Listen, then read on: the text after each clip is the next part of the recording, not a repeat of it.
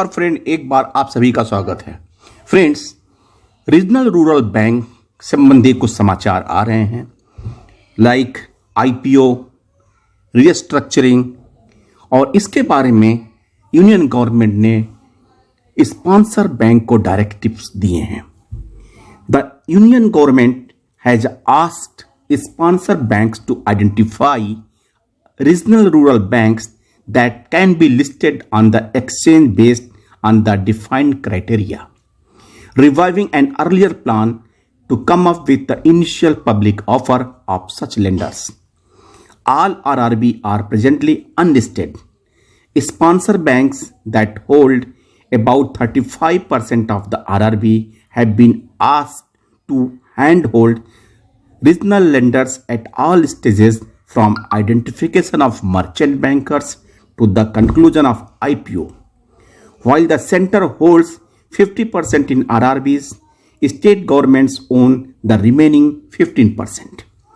The exercise to nudge RRB to come up with IPOs is seen providing liquidity and avenue for raising capital from the market.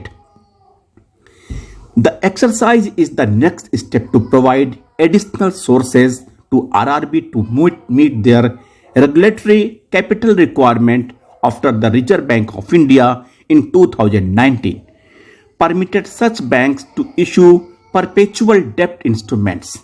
The center was also considering launching IPO of RRB in 2019 as it was conducting a consolidation exercise in the RRB space, which saw the number of such lenders reduced from 196 in 2005 to 43 in financial year 21.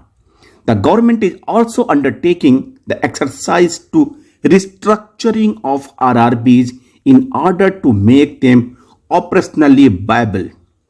After 2 straight years of the losses in financial year 19 and financial year 20, RRBs reported a consolidated net profit of rupees 1,682 crores in financial year 21. Of the 43 RRB, 30 posted a net profit in financial year 21. However, 17 RRB out of the 43 carried accumulated losses of rupees 8,264 crores as of March 31, 21. To shortlist, there is a proper criteria like identification criteria, net worth 300 crore in the last 3 years, operating profit before tax 15 crore in 3 to 5 years, CRAR above 9% in the last 3 years, return on assets 5.5% in 3 out of the past 5 years, return on equity 10% in 3 out of past 5 years. Sponsor bank likely to identify RRB with a minimum net worth of rupees 300 crores. No bank should be under the RBI prompt corrective action plan framework.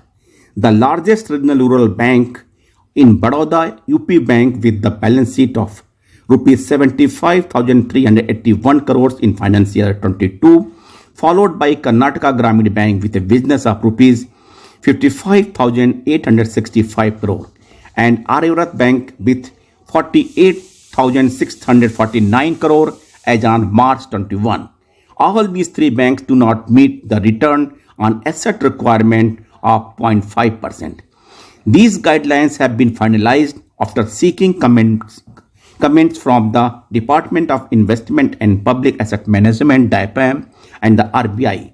The framework is also suggests formation of committees to assess capital requirements of RRB. The RRB have been asked to assess their capital requirement for at least 3 years, considering factors such as business outlook, strategy, and the risk appetite.